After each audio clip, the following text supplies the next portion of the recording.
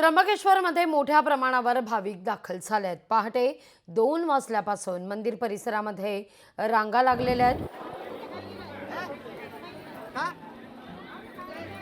या सगळ्या परिसरातून आढावा घेतला आपले प्रतिनिधी महेश महाले यांनी। श्रावण मासास प्रारंभ झालेला आहे आणि आज पहिल्या श्रावण सोमवारी भाविकांनी 12 ज्योतिर्लिंगांपैकी एक असलेल्या त्र्यंबकेश्वरच्या आद्य ज्योतिर्लिंगाचं दर्शन घेण्यासाठी मोठ्या प्रमाणात गर्दी केलेली आहे। आपण जर बघितलं तर देशभरातून लाखो भाविक जे आहेत ते त्र्यंबकेश्वरचं दर्शन घेण्यासाठी या श्रावण मासामध्ये येत असतात आणि महादेवाच्या चरणी लीन होत असतात। हर हर महादेव बम बम भोलेच्या ज्या घोषणा आहे त्या भाविकांकडून यावेळी देण्यात येत आहे। खरं तर यावेळी जर आपण बघितलं तर त्र्यंबकेश्वर देवस्थानकडून भाविकांसाठी विविध उपाययोजना देखील करण्यात आलेली आहे। आपल्यासोबत काही भाविक आहे, आपण त्यांना विचारा कुठून आलेले? आम्ही येवल्याहून आलो आहेत। आम्ही जवळजवळ 5 वाजता बारीला लागलेलो आहे। अच्छा, आता 4 घंटे होत आले। काय दरवर्षी तुम्ही श्रावणात येत असाल? दरवर्षी श्रावणात येतो आम्ही। काय त्र्यंबकेश्वरचं महत्व आहे? त्र्यंबकेश्वरचं नियमितपणे असं होतं का आमच्या पूर्वजांपासून फेरी चालू आहे आमचीवाली, म्हणून आम्ही येतो। 12 ज्योतिर्लिंग में एक ये ज्योतिर्लिंग है जो यहाँ पे बाबा ये भोलेनाथ का बहुत कृपा है भक्तों के ऊपर।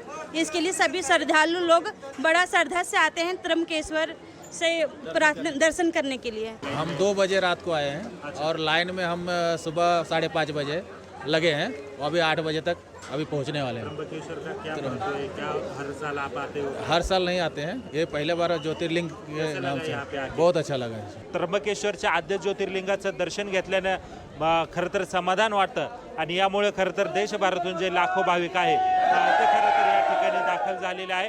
हर हर महादेव बम बम भोलेच्या घोषणा या ठिकाणी देण्यात आहे। यामुळे खरं तर त्र्यंबकेश्वर मंदिर परिसर हा निनादून गेल्याचं आपल्याला बघायला मिळत आहे। महेश महाले, लोकशाही मराठी, नाशिक।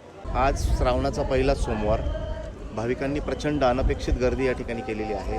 तरीसुद्धा मंदिर प्रशासनातर्फे मंदिरामध्ये प्रवेश करत असताना काही निवारा शेडची व्यवस्था केलेली आहे। बाहेर पडताना देखील शेड आम्ही तात्पुरते बांधलेले आहेत, जेणेकरून पावसापासून जर रांग बाहेर गेली तर पावसापासून त्यांचा बचाव होईल। त्यानंतर अतिरिक्त वेळा सोमवारी लोक ब्रह्मगिरीची प्रदक्षिणा मारतात, तर तेही लोक या ठिकाणी दर्शनाला गर्दी करतात, तर त्यांच्यासाठी अतिरिक्त वेळा देखील देवस्थानने केलेल्या आहेत। लोकशाही मराठी ऐका, पहा, जागरूक रहा।